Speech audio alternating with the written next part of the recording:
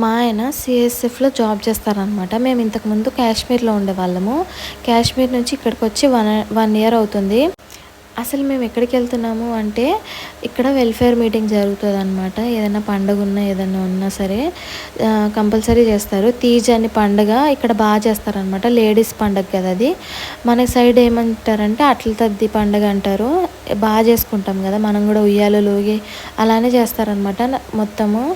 ఇక్కడ ఆ ప్రోగ్రామ్కి ఇక్కడ వెల్ఫేర్ మీటింగ్ జరుగుతుంది. అంత పర్ఫార్మెన్స్ కూడా చేశారు పిల్లలు, చాలా బాగా జరిగింది.